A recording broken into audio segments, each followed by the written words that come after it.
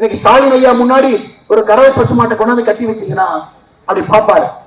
என்னங்க ஐயா பாக்குறீங்கன்னா, இல்லப்பா தம்பி, பால் கொம்புல இருந்து வருதா காப்புல இருந்து வருதான்னு பாக்குறாங்க. அது கூட தெரியாத ஒரு முதலமைச்சர் எப்படி விவசாயத்தை வளர்த்து போகின்றார். ஆனா விவசாயியாக இருக்கக்கூடிய ஒரு எளிய மனிதராக இருக்கக்கூடிய அண்ணன் எடப்பாடி பழனிசாமி அவர் வரும்பொழுதுதான் அடிப்படை பிரச்சனைக்கான திருவாணி அணை அங்க பிரச்சனை, வரக்கூடிய தண்ணி வரத்து பிரச்சனை, கோயம்புத்தூர் மாநகராட்சியிலிருந்து வருட வருடம் கொடுக்கக்கூடிய பணம் பிரச்சனை, கேரளாவுடைய கம்யூனிஸ்ட் அரசு பிரச்சனை பண்றாங்க. இங்கிருந்து ஆரம்பிச்சு பாண்டியார் திட்டத்தை ஆரம்பிச்சு, ஆனமலை நல்லார் திட்டத்தை ஆரம்பித்து, பிஎஸ்ஐ வாய்க்காலுக்கு நம்ம போடக்கூடியது ஆரம்பிச்சு விவசாயிகள் நலிஞ்சு போயிட்டு இருக்கிறாங்க இல்லையா.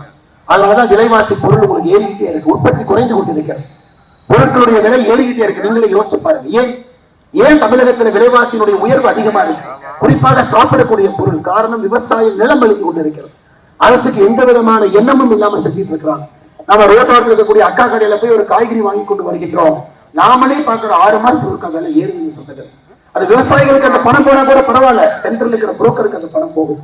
அதனால் கோயம்புத்தூர் வடக்கு தொகுதியில் இருக்கக்கூடிய பொதுமக்கள் நன்றாக இருக்க வேண்டும் என்று நீங்கள் நினைத்தால், நல்ல உணவை உண்ண வேண்டும் என்று நினைத்தால், டெல்டா பகுதியில் வேறு பக்கம் இருக்கக்கூடிய விவசாய பெருமக்கள் நன்றாக இருக்கணும்.